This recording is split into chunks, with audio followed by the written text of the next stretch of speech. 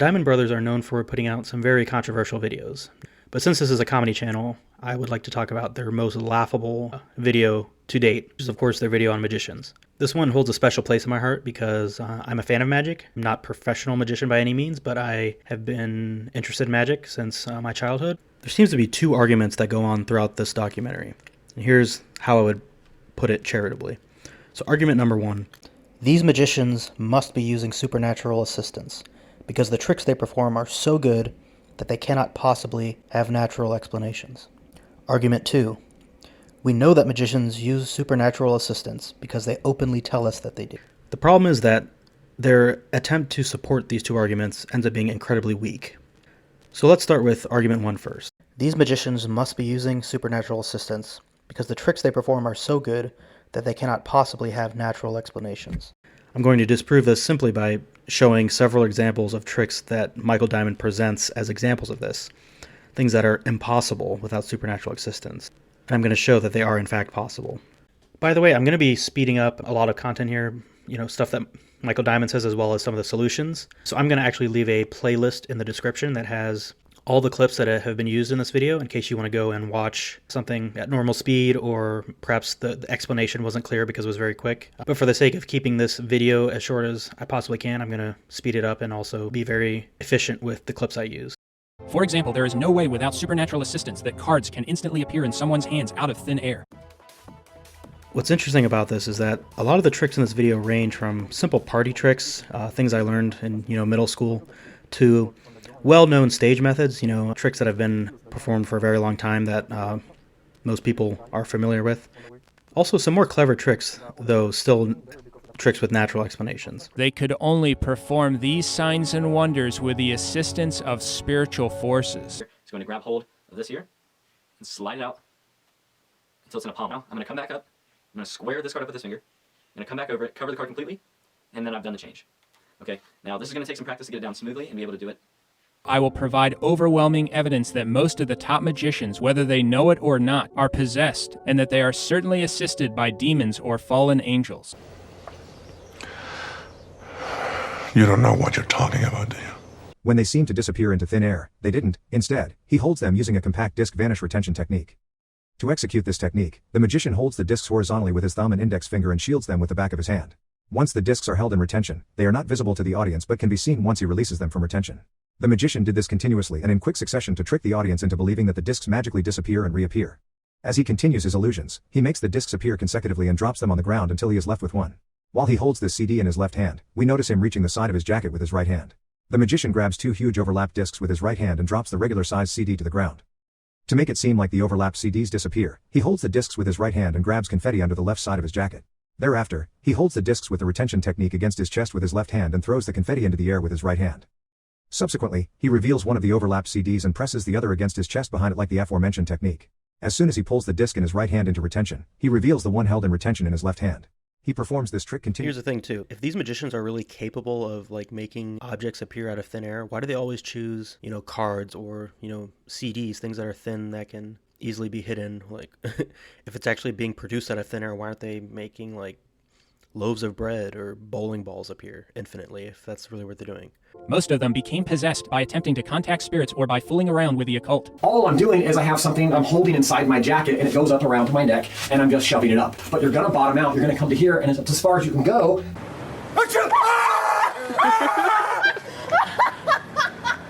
Most of them became possessed by attempting to contact spirits or by fooling around with the occult. Some of them may have sold their souls to the devil. In return, the devil gave them special power, fame, and fortune in this world. First, you have to put glue on your neck. I like to use Elmer's rubber cement glue. What I do is I put a little bit of glue on my neck right here, and then you let it dry. So when you take the string and you put it against your neck, all you have to do is look down, and it gets stuck to itself, and it looks like the string is going through your neck, but it's really just the skin catching the other part of the skin because of the glue. So now you can pull back and forth, and you can yank out, and it looks like it's ripping your skin out, but it's really just the glue. Assistance from the devil and demons is the way these top magicians have acquired these special, quote, magic skills.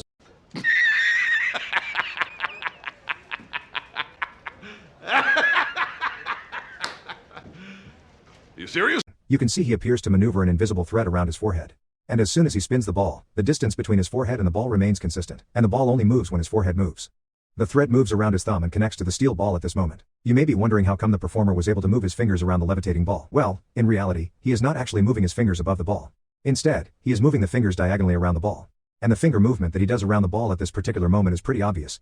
Cyril has performed numerous seemingly inexplicable tricks, like this one where he bites off a coin with his teeth, then he spits it out so it becomes whole again. Other magicians have also performed this trick. Assistance from the devil and demons is the way these top magicians have acquired these special quote magic skills. I wouldn't bet on it. Not even 25 cents. Here's the secret. The real quarter has been rigged to bend, then spring back into place. When the top is folded back, it appears as though it has been bitten off. Here we see that when it looks like he's taking a bite, he's merely using his mouth to fold the coin, hiding the top part behind the bottom section. See, there's the folded piece. When he appears to spit the missing chunk and restore the quarter, he's simply releasing his thumb and allowing the top half to spring back into place. Ka-ching! No one suspects the rigged coin is simply unfolding before their eyes. Copperfield has worked a number of quote miracles over the decades.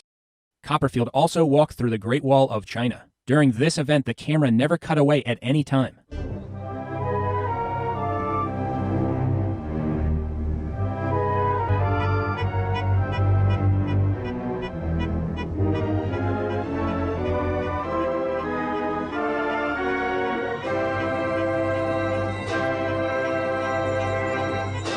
He did this in front of witnesses standing right above the wall.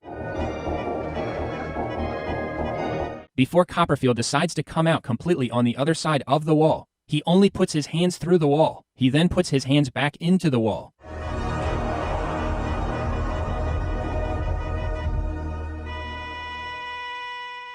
A short time after that, he decides to go completely through the wall.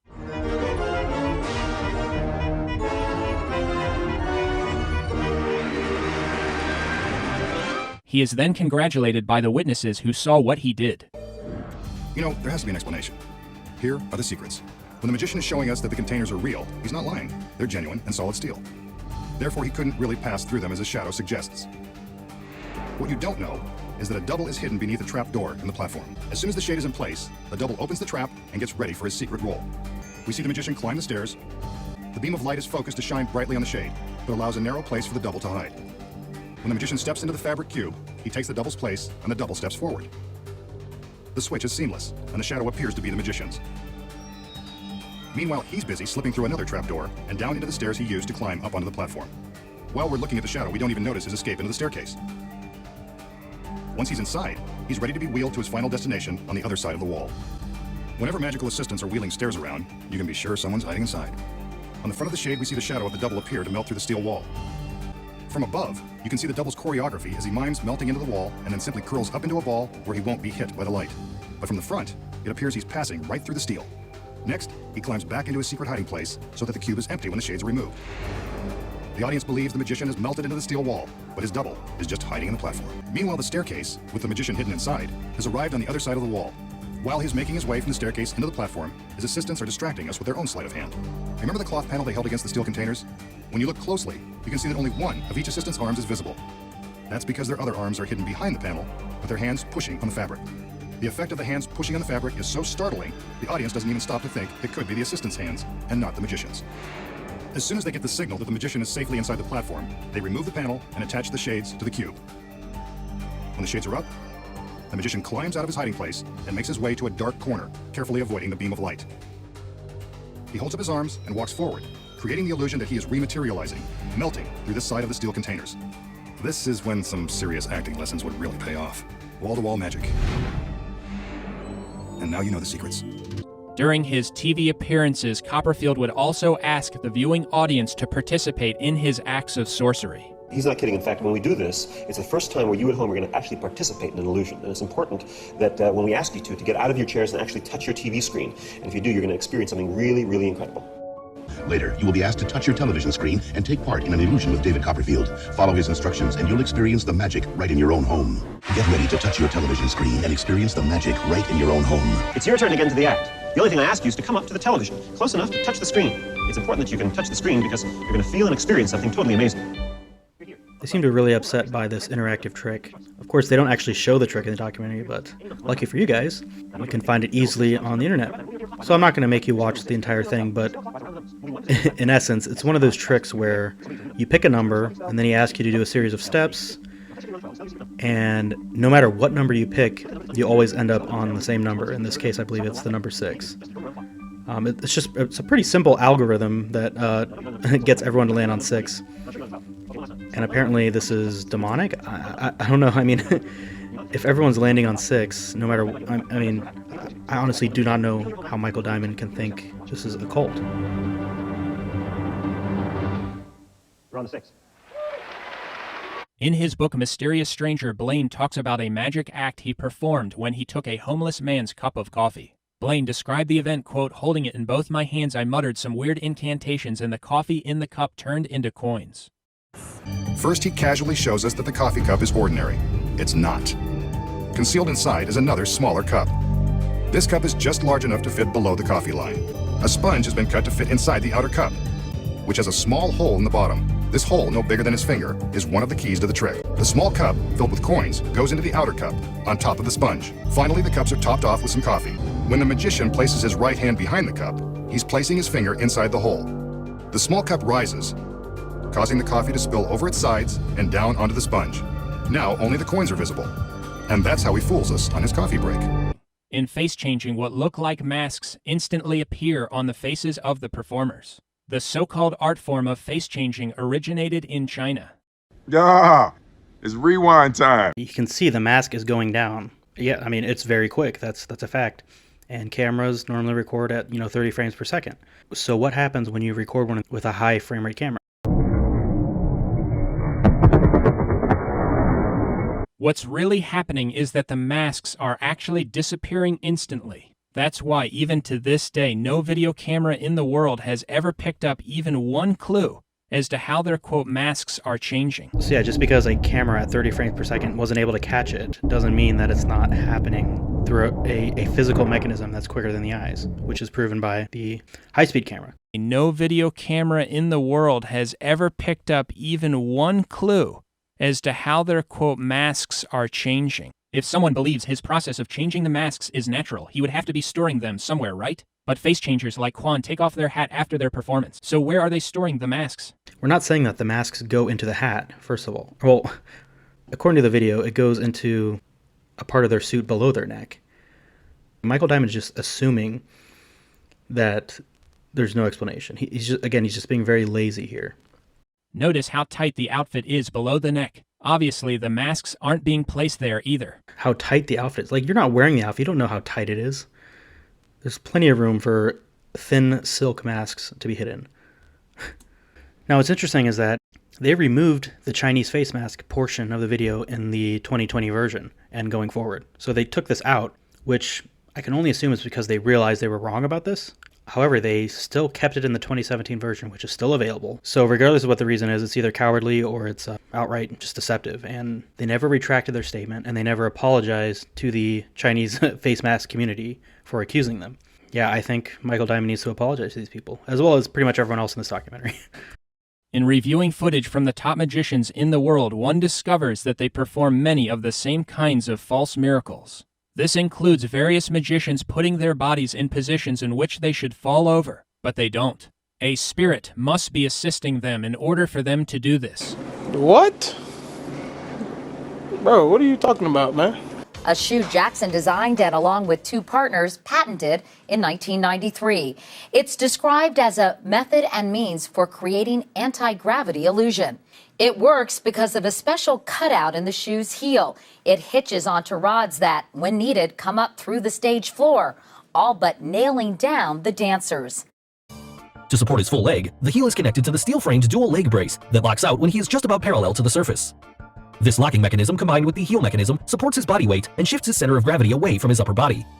Danny Wolverton is an American magician who calls himself Special Head. This is a recording of Special Head levitating in front of people in a park in New York City. The ones performed on the street have a setup with a metal plate attached to the rod on which the performer sits, which he then covers up with his dress. But here, we don't see any kind of setup built on the stage, and we can actually see him walking around on the stage. If you notice, he was holding on to a stick when he came onto the stage. Also, if you see, the stick is holding on to something which is built into the floor. That's why the mat was placed on the floor, and that is to conceal the mechanism built under the mat. So, once he stands up holding the stick slots into a hole in the floor with his hand placed over it. The top of the stick slots into some kind of metal frame going up his sleeve and into his back support. Here, he grabs onto the stick, which is standing on a base support built on the floor, hidden under the mat. Now, to lift his body in midair, there is a strong harness support at his back, using which he can rest midair in a sitting position. This image, where his body is in a stiff position, further clarifies our point. Finally, he unhooks the stick and stands back on his feet to amaze everyone around. After levitating multiple times in front of people, Special Head suddenly gets up and walks to a different location. This proves that Special Head is not hooked up or attached to any device or contraption that could help him levitate. Okay, and this is just flat out wrong. The fact that he's able to walk away doesn't mean that he wasn't hooked up into any sort of device. I will say Special Head's method here is pretty clever because he is able to move around. Most of the times, street performers that use similar methods are not able to do that. But whatever device he has created seems to allow him to do that. However, this doesn't prove that there's no explanation. What it means is that the contraption is able to be disconnected, right? So the stick obviously is connecting to something in the ground, which is obviously hidden under the rug. I mean, why would he have the rug there if he didn't need it?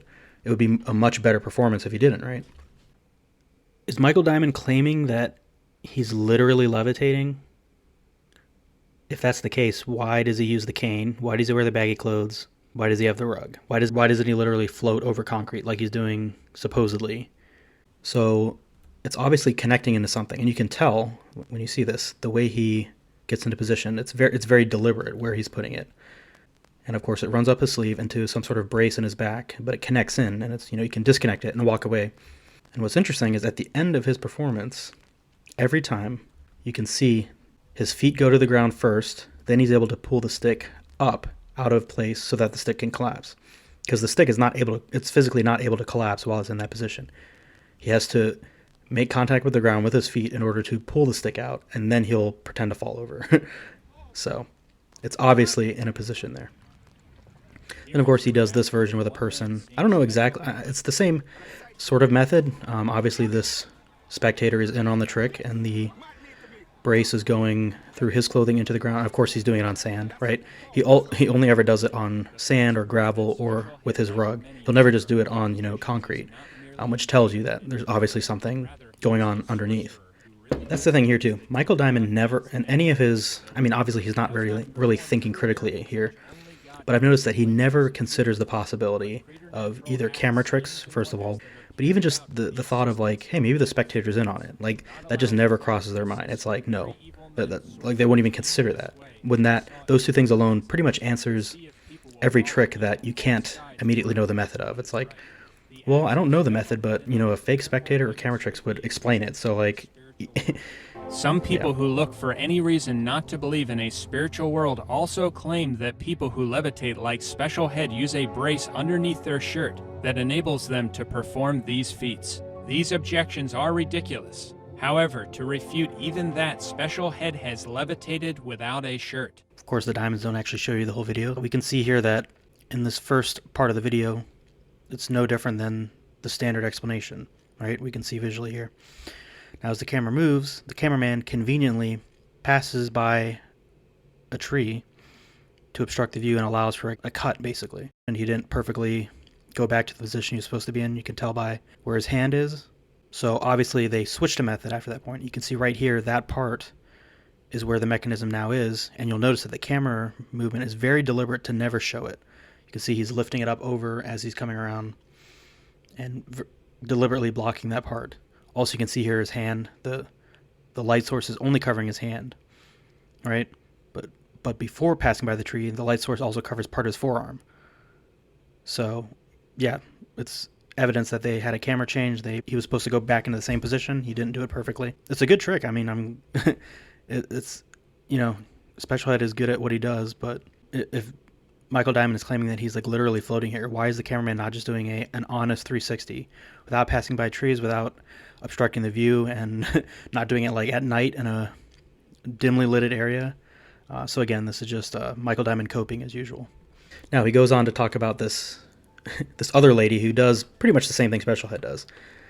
Their claim is that this is definitely demonic because she doesn't do any sort of setup. She just walks up and performs it. First of all, they don't provide any video of her just walking up and floating, which is interesting, right? But second of all, as we proved with Special Head, the fact that you walk up to it doesn't prove that it's not a contraption, right? It's just a more sophisticated version of the trick that allows you to walk around. The fact that she was able to walk up and perform the trick doesn't really prove anything. The other thing they show is that, because, I mean, this part is laughable. It cannot possibly be her hand because she lifts her hand off the cane. First of all, no one has claimed that she's using her hand to hold her body weight. We're not saying that she's strong enough to hold up her body weight with her hand, okay? That's a straw man of the solution we're providing. We're saying that the cane has a bar that goes up her sleeve into a back brace. So in fact, her hand has actually nothing to do with it. She could have her hand freely, not touching the cane. But of course, if she did this, if she just had her hands off the cane, people would be like, okay, why is the cane just sitting there? Why is it floating there? Something's up. Which is why she doesn't do that. So again, the fact that she's able to lift her hand off the cane proves nothing. There's still a bar going up through her clothes. To the crowds and begins to levitate. She is not hooked up to any device. What? What are you talking about? And again, if she can do this without the cane, without the rug, without the baggy clothing, why doesn't she? She would receive so much more fame and fortune if she did it this way. It's the common denominator with every one of these levitating tricks. There's always some sort of contact with the ground, right? Whether it was Cyril or Dynamo leaning back, they still had one leg on the ground, right? In all these cases, there's always some sort of connection to the ground, and I don't know what Michael Diamond thinks. It's like, oh, that's just a cover-up so you don't suspect them of demons. If that's the case, well, that kind of destroys your whole argument, because your whole argument was that these tricks are so obviously using demons. So which one is it? Is it obvious or is it covered up? You can't play both games. Chris is a magician who has levitated, something that cannot be done without the assistance of a spirit or spirits. You sure about that? You sure about that? Let me show you actually how to do it. Stick my feet together. Now they're magnetized. Make sure I'm in the center of the spectator. I'm taking my left hand, removing the panel. And when I come back around, I just pull it apart so it's done. Now I'm ready in position. Get your leg out and planted. Now you can either float up to the top or you can float back down. And you get your foot back in. But if you float to the top, you can float up to the top. Boom. Which I did on a sidewalk. At age 14, Chris floated his mom on a broomstick. Hidden beneath her dress is a specially fitted harness that is designed to support her full weight. Under her right arm is a special connector that fits inside the top of the hollow steel pipe. Here's how the trick and the girl would look without the dress. When you see this illusion without the cover of the gown, it doesn't look quite so magical, does it? Chris has also pushed a pencil right through a quarter in front of witnesses. You just got your corporate credit card back. Do you really want me to take it away again? It's ridiculous. They took my card away because I spent $80 at a magic shop. What they don't understand is that I bought the stuff to impress potential clients. So business related, right? I put a cigarette through a freaking quarter. And you know what, Toby? So this part is fun. This is their claim that Stairway to Heaven, play backwards, has a demonic message. And some of you have probably seen this before, but for those who haven't, I have a real treat for you. I'm going to play the part that they claim has a demonic message, but I'm not going to put up the text for you to see. And yeah, just play at home, see if you can pick up on what they're trying to say.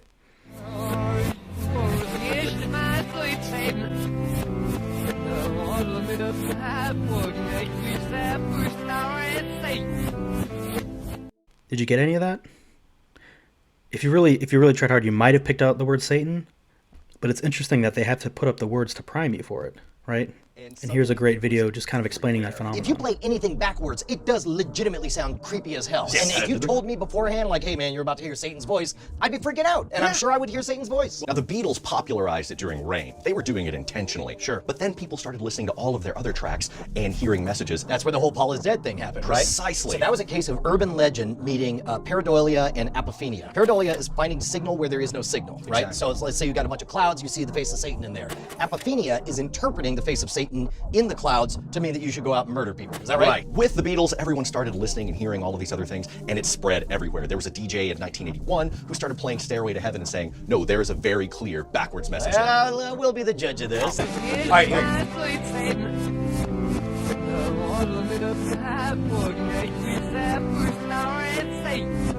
All right, right. Tell me this is all just coincidence, because that definitely sounded exactly like the one little path, my sweet Satan. So here's to my sweet Satan. Listen, here's to my sweet Satan.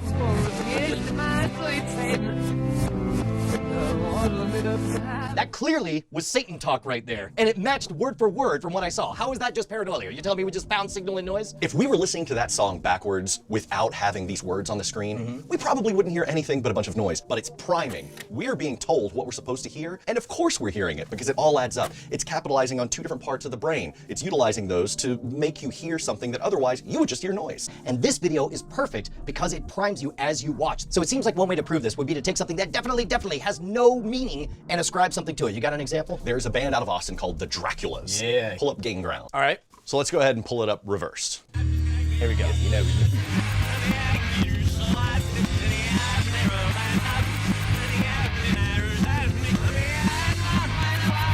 All right, so I heard.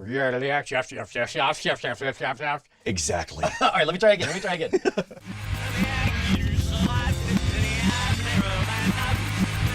Yeah, I got nothing. I can make nothing out of that. Okay. Let's do it again, but this time I want you to pry me. What should I expect to hear? O Satan, to the end, you shall last until the end.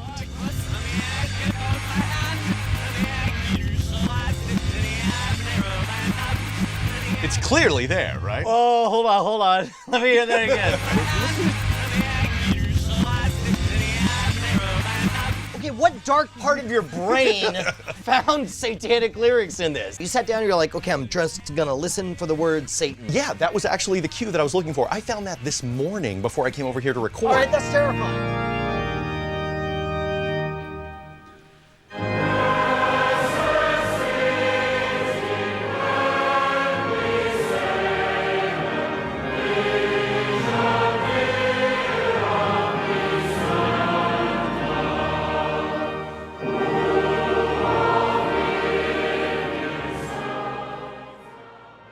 So yeah, you can kind of do this with anything. In fact, let's try and find something that Michael says here that to make him sound evil. So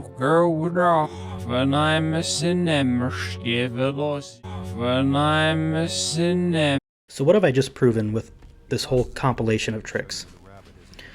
What I've proven is that many of the tricks that Michael Dimond's claim has no natural explanation actually does, and often they're very simple explanations. So what are we to make of all the other tricks? Well, first thing to note is that it's at least theoretically possible that there are magicians who use sorcery, right? But what we can know for absolute certainty is that Michael Dimond is not qualified to decipher between simple trickery and sorcery, as proven by this video, where many tricks have very easy explanations. This also exposes a problem with Michael Dimond's methodology for creating this video. Many of the explanations that I've shown are very simple and are often well-known tricks that have been done for decades, and you can easily find with, just a quick Google search or YouTube search. So what does this say about Michael Dimond? It's either one of two things. Either Michael Dimond is too stupid or lazy to research these tricks, or Michael Dimond knows that these tricks are just tricks, but he's lying to his audience for views. Now, to extend maximal charity, I'm not going to propose number 2, and because of that, I have to conclude it's number 1, because I'm not really sure what else it could be. If there's another option, let me know in the comments, but I think this is honestly what it is. He didn't put in the effort, right? I mean, go back to the quarter biting trick. All I had to do was type into YouTube, quarter bite trick revealed, and you have dozens of explanations.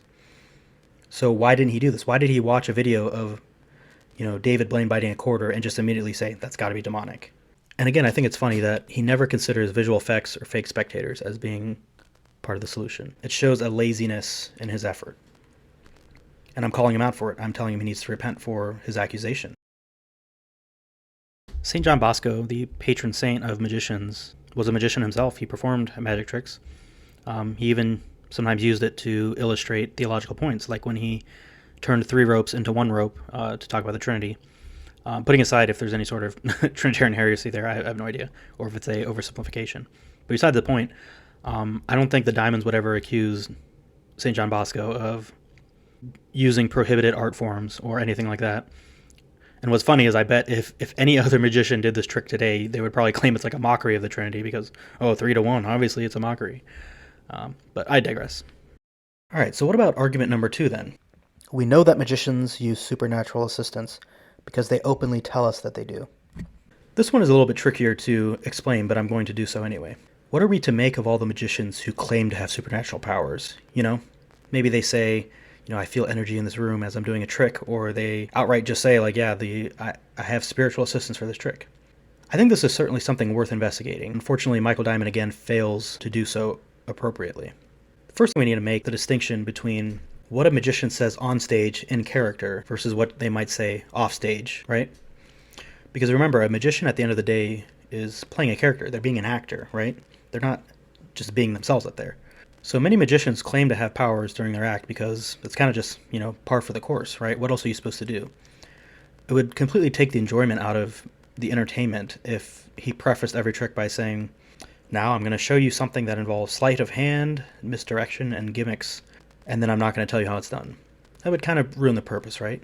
So we all know magic is just sort of a catch-all for those terms, but in the moment, we want to have fun with it, right? We will now look at statements from other top magicians who admit that their magic comes from spirits.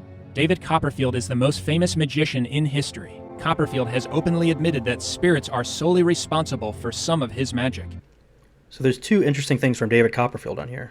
The first one is this funny little story of... We asked permission to use a church parking lot to shoot it from. You can see the building from this church parking lot. And the church said no. They thought magic was demonic, or they have some kind of anti-spiritual thing with what I was doing. And I explained, no, I'm an illusionist. I'm trying to bring joy to the world. This is not, nothing like that. The second one here is a set piece and a story that they put together, and Michael Dimond included this in his video. One of the items in the collection treasured by Copperfield is the remaining portion of a house of prostitution. During a storm that swept through the area, the house of prostitution was struck by lightning and all the prostitutes were killed. The presence of ghosts and spirits have been documented for centuries. In 1931, the Barclay House mysteriously burned to the ground. All of its occupants perished in the fire, but some say they live on. Back in 1927, the old Barclay House was sold at auction to a stranger, a lady from out of state. Soon the whole town realized the house became home to a number of working girls who were entertaining gentlemen callers in the evening. Barclay House became the local scandal, and none of the townsfolk ever spoke of it, except to curse it. As if their dreams came true, a storm swept through the state, and lightning struck the Barclay House. The house and all the ladies of the night perished in the fire. All that was left was one piece of the structure, the upper room that somehow escaped the destruction. When I was able to get the remains of that room and reconstruct it here on stage with us tonight, just so we could see if anything else survived. We set up a shop backstage, and we'd build the next illusion. What you see in the final result is what we narrowed down. We ended up with after it was audience tested for a year. This photograph was from a book called Painted Ladies, which is a book of Victorian houses. And we doctored the photograph and created this kind of backstory with this footage of this house of ill repute. And we got a letter from these people who own the house. And when the letter arrived, we thought, oh my gosh, they're going to sue us. But they wanted some autographed pictures and, a meet and greet backstage. We were very lucky. We created this in the computer, this burnt version of the house, and that cupola, that little section of the house there that became the essence, the illusion part of the piece. And you'll see that on stage. Now, something could be said, as Catholics, whether or not this is okay to do. I think there's somewhat of a gray area in here where even within your act, you probably shouldn't claim that you have demonic influence or that demons are assisting you or anything like that. But I don't think there's anything wrong with playfully, saying, this is magic, prepare yourselves for the impossible, stuff like that. And I think that those things are fine. And unfortunately, Michael Dimond just doesn't seem to understand that people can simply be imprudent in the way that they do that. What I'm also going to show is a couple examples of tricks where the magician claims to have supernatural powers and claims that he's not using, sleight of hand or trickery, but in fact they are, because the tricks they're doing are well-known methods. So let's look at them. Mike does magic using his voodoo doll and sells autographed items promoting voodoo magic. Yeah, close your eyes. Don't move, Mel. Just become aware of anything that you might feel. Don't say anything. Just become aware. Watch. Mel, have you felt any touches at all? Yes or no? No. On your right shoulder, have you felt any touches? Well, you did it Wait. Just answer yes or no. Yeah. How many touches did you just feel? One. Point to the general area you felt that touch occur. It was Desmond. Open your eyes. Mel B, I haven't touched you. Anything that you might feel. Don't say anything. Mel B, I haven't touched you. Not all magicians have explicitly sold their souls to the devil, but there are many magicians who have. The evidence indicates that Jabrizi is a magician who did sell his soul to the devil. If this guy actually has literal supernatural powers, why would he need to convince people to react a certain way? Why would he need to use camera tricks? Better reaction to people he's showing the magic to. Boom! And I'm like that, right? And then you just be like, hey, I'm gonna do nuts. Like, you know, eyes crazy, like, like hands in the air. Use your body. The more animated, the better. Don't look at that camera. This is another top-rank magician who wears a skull on his shirt. His name is Franklin Saint. I'm not a hokey magician. I'm not pulling rabbits out of hats. There's no smoke and mirrors. I'm not using any type of gimmicks or props. I focus more on my energy. He has said that it demonstrates supernatural ability.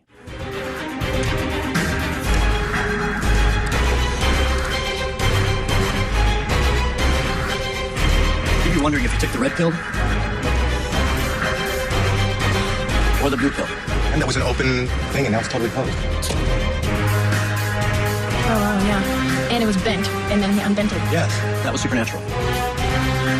No gimmicks, no smoke and mirrors. After one of his performances, Franklin said, quote, "I felt good. The energy was surging through my veins." Before the trick began, the magician secretly prepared this ordinary can. Using a very sharp knife, he makes a tiny puncture in the can and outsprays the soda. The magician releases just enough soda to create an air pocket inside the can. Before all of the liquid can escape, he seals the hole with some waterproof tape. Next, the magician covers the pop top with a small circle of black paper. From a distance, the black disc creates the illusion that you are looking into an open and empty can. In reality, the top is still factory sealed. Finally, the magician carefully bends the can, creating the impression that it's been crushed and discarded. To perform the trick, the magician picks up the can and gently shakes it. Here's where paying attention during science class comes in handy. Shaking the can causes the gas bubbles inside to build up pressure. As the pressure increases, the air inside the can expands and causes the dents to pop back out. Next, the magician secretly removes claims I'm not using tricks. This is real. But then he does a trick that's very easily explained. I'm not using any type of gimmicks or props. So what's also interesting is that this is actually considered unprofessional among magicians, right? To claim to actually have supernatural powers. Here's an example of Chris Angel actually calling out a contestant for basically trying to convince the audience that he actually has supernatural powers and that it's not just an act. And I actually gained a lot of respect for Chris after this because he made it very clear where he stands. You know, a lot can be said about him. He's known for using camera tricks and fake spectators, which I think is also kind of frowned upon in them. But he makes it very clear here that there is a distinction to be made between claiming to have powers and simply claiming that you're a magician. Those are two very different things. Raven. Chris, I've just got to know you over the last couple of weeks, but I can see you're itching to say something here. I just think it's comical, quite frankly. Before I even move ahead here, I'll invite Ori and your friend Raymond right now. I have 2 envelopes here. I will give you $1 million of my personal money right now if either one of you can tell me specific details of what's... Now, don't tell me about the energy or that's not the right time, but just tell me what's in here right now. Tell me right now what's in the envelope. I find you an ideological bigot. That's what I find. What's in the envelope right now. Tell me what's in the envelope. Tell me what's in the envelope right here. Here to rip him, you know, for the sake of ripping him. I just have a real big problem with people that go out there and claim to have some ability that's beyond trickery. I've done 900 demonstrations and I've never claimed to have supernatural psychic ability. I've been hired by the producers of the show to give my honest assessment based on my knowledge in the arts. And when I see somebody using trickery, you know, things that I did when I was 14 years old, and then trying to pass it off as, you know, some psychic ability, or he's a medium, he's talking to the dead, you know, it's a bunch of bull, and I'm not going to stand for that. And I asked him a very, very simple question. You know what? If you're claiming to have this ability, and Ori, if you're claiming to have this ability, you know, here is 2 envelopes that are in my hand. Tell me specific details of what's in the envelopes, and forget about the $250,000. I'll give you $1 million of my own cash if you can do that. And you know what? If you can also do that, why don't you tell us where Bin Laden is? Why don't you tell us about 9/11 on 9/10? If you're an American citizen, that would be treason. It's all a bunch of claims that are taking advantage. A lot of people out there go to people to know about their travesty of losing a loved one, and they go to people to supposedly connect to their past loved one, and what these people are doing is just taking their money. For entertainment purposes, I have no problems. I do it on my show each and every week on Mind Freak. But when you cross that line, and he's crossed that line, not only tonight, but more specifically, from my understanding, in chat rooms and stuff, he claims to be able to talk to the dead through this gentleman, Raymond. And, you know, I guess he wants to do what he has to do to try to stand out, because he can't stand out in his own merit with his art. already told me that, he told me that he's a magician, that he's not going to make any claims. As a matter of fact, Johnny Carson bust him. What I'm doing is not new. Johnny Carson did it. The Amazing Randy has been doing it. And no one has been able to, in test conditions, do anything that can't be explained or reproduced. Mr. Angel, I believe, is an ideological bigot. He claims there's no supernatural, there's no paranormal. I see him walking on water, and it's his way of disproving that Jesus Christ was real. I think every Christian in the United States should be outraged with him.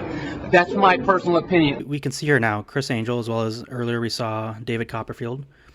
They both made it clear, outside of their act, they don't claim to have special powers. It's all part of the act. So if Michael Diamond's just going to take people's word for it when they say, oh, I have powers, they also need to take these people for their word when they say that they don't, outside of their act. And, put two and two together and figure out how entertainment works. Now, I'm not denying that sorcery as a whole exists. What I'm saying is that magicians are not using sorcery. There's no evidence in any of these tricks that sorcery is being used. Now, I should say, because this is one of the first objections that come to mind anytime this topic is discussed, is that if anyone calling into doubt anything in this documentary, it's because they don't actually believe in the spiritual realm or, they have no faith. That's not the case at all. I am a Catholic. I mean, I know, the Dimonds would not consider me a real Catholic, but I am a Catholic. I believe in God. I believe in the spiritual realm. I even believe, that, the satanic dark arts are a real thing. The problem is that none of the examples in this documentary are examples of the dark arts. And Michael Diamond has proven that he is not capable of discerning what is and what isn't.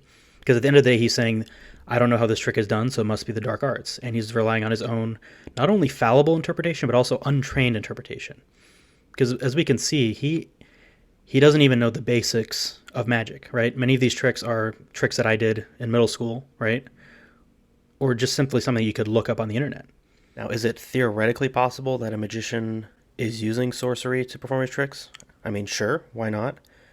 But then why are all these examples that he's using have natural explanations? Why are they using sorcery to perform tricks that could otherwise be done with natural methods? Or that are honestly not very impressive if done with sorcery, right? So for him to say that this must be demonic, he's really relying on his own fallible and, quite frankly, underdeveloped ability. So I think I've successfully taken down these two arguments, but I want to look at just kind of a few other things at the very end of their video here. Consider the following statements from some of the world's most famous magicians. They indicate a willingness to do almost anything to get what they wanted in this world. Dynamo, speaking of when he was a child, said, quote, I would have given anything to walk on water.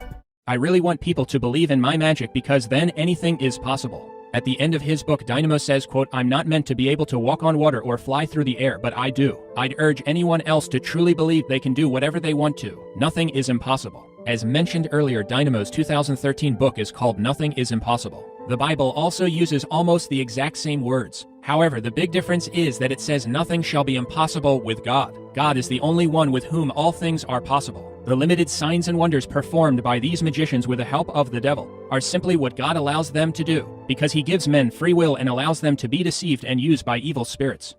Knowing if you believe, and you want it enough, nothing's impossible. As a magician, I think everything is possible. Believe that anything is possible. To believe that anything is possible, anything will be possible. And this is, of course, just examples of magicians kind of generally saying, anything is possible. These kind of like profound platitudes about like anything is possible and, you can do anything you set your mind to. I don't think that's a rejection of, the truth of Christianity. Like, yeah, in an unqualified sense, if you just say anything is possible, obviously that's not true.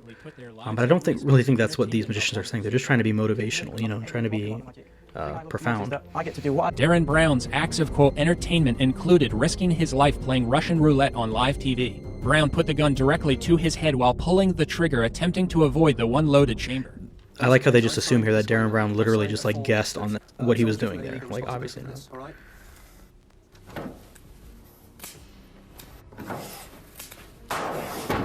On a number of occasions, Blaine has stuck sharp objects right through parts of his body. Not only does he have no pain while he does this, as if like he knows that David Blaine's not feeling pain. There is no blood. He passed a sharp object through his body and it's not bleeding? I've never seen that before. The consensus here is that David Blaine essentially stuck a needle through his arm enough times that it created a fistula. And yeah, that seems to be the answer. And that's why he always does it. He always does it on his right arm. the same spot every time. But in fact, when he did it on Joe Rogan, he did bleed because he allowed Joe Rogan to put it through, and obviously Joe Rogan didn't quite put it in the right spot. So. Well, it's a very small hole in comparison to. It's a good size. And there is blood on the other hole.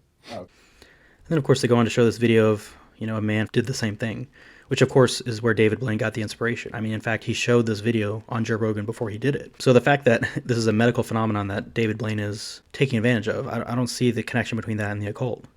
For special powers.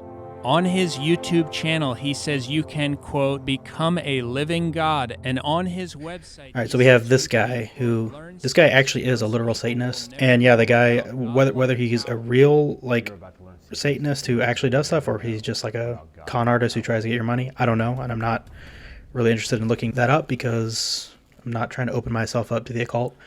All that to say, good job, Michael Dimond, you finally found someone who is practicing the occult.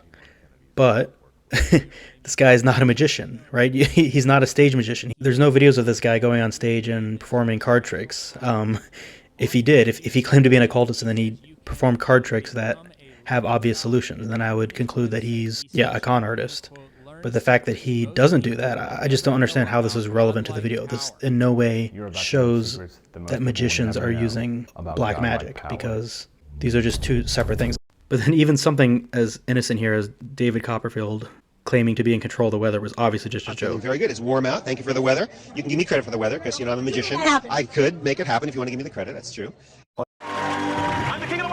Yeah, so I'm King of the World. That's clearly a reference to Titanic, the movie, and I'm guessing Michael Dimond hasn't seen that one. It's just funny how it's like clearly he's referencing the movie, but Michael Dimond thinks he's like trying to subvert Christ as the king of the universe or something. I don't even know. Like, come on, guys. His claim here about, like, you know, bow down before me, and, you know, this just proves that Michael Dimond literally doesn't have a sense of humor or just doesn't pick up on social cues. I mean, it could be both. I don't know. Some final observations. First is just the recognition that every trick goes from being impossible to being obvious in a single moment once you see the solution. This has happened to me more times than I can count, where I see a trick and I think, how can that be done? And then I see the solution and I feel kind of stupid for ever thinking that. I remember back in the day, you know, in middle school, the first time I ever saw a quick change artist on America's Got Talent. I'd never seen anything like that before. And I remember after seeing it, I got frustrated. I was like, how is this possible?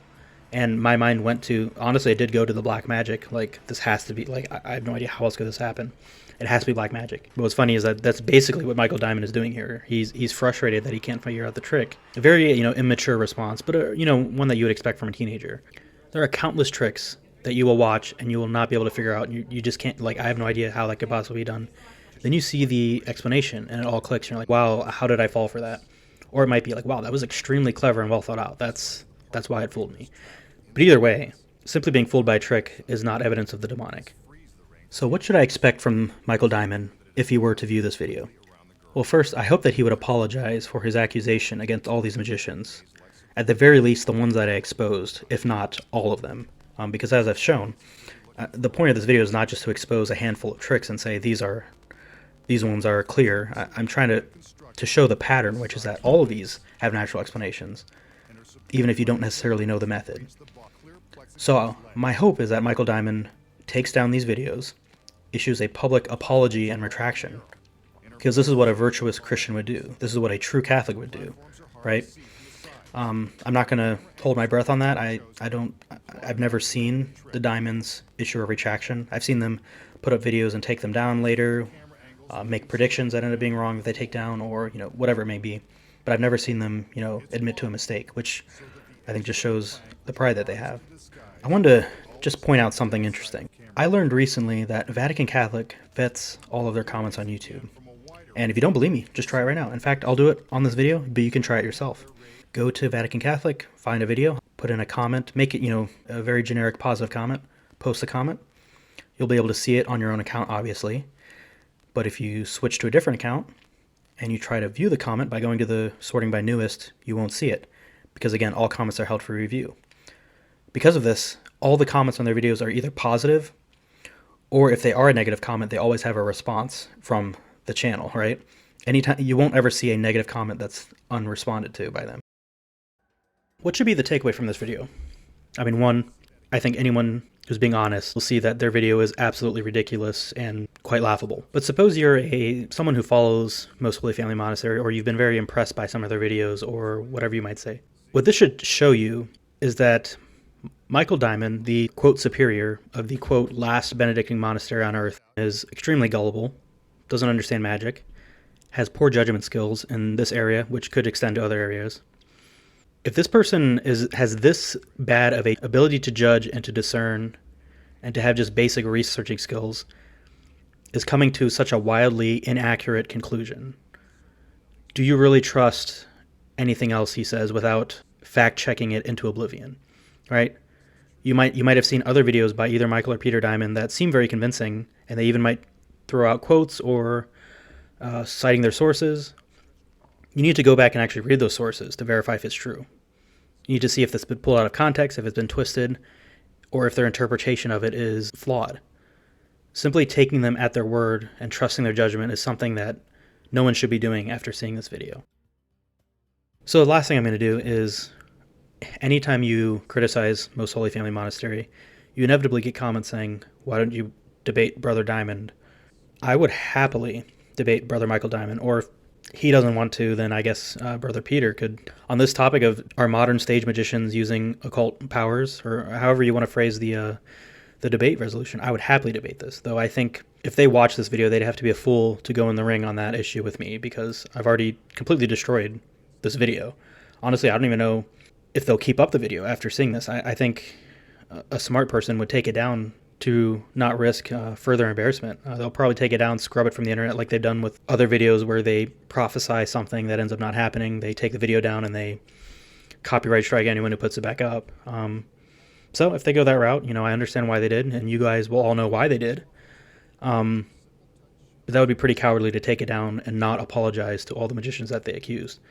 I certainly hope that's what they do. I hope they have enough virtue to come out and apologize and admit they were wrong. Their track record tells me that they won't do that. But I think any person who claims to be a Christian, have a well-formed conscience, will see that that would be an incredibly cowardly thing to do. And it would be something that warrants a response. It would warrant an apology and an admission they were wrong. And if they do that, then honestly, I'll have my respect for them will go up immensely. If they ever claim we were wrong, we apologize for everyone we misled, and we apologize to everyone we accused, we're taking the video down. If they do that, honestly, my respect for them will go up, and I will give them mad props for that. But until they do that, I'm publicly exposing them and I'm calling them out for their error. I'm asking them to basically rectify the error. But if they double down and they say, no, you're still wrong about this, that's still, what about this trick? Or if they, re-upload the video and they just take out all the tricks that I expose. Obviously, that would be missing the point, as I said, because it's not about the individual tricks. The individual tricks are just showing the pattern of lacking judgment. But if they were to re-upload the video and take out certain tricks, or only leave the really good ones or whatever, and then they double down, then at that point I think the public deserves a debate at that point. So if they go that route and they want to debate me on this, I would happily do it. A moderated and formal debate. Again, I don't think he would do it, but the challenge is out there. I am publicly challenging Michael Dimond to a debate on the topic of magicians, and I hope he takes it up. I don't think he will. Again, if he sees this video, I think, if anything, he'll be embarrassed and take down his video. But if he sees this video and he thinks that I'm wrong about this, I would happily debate you.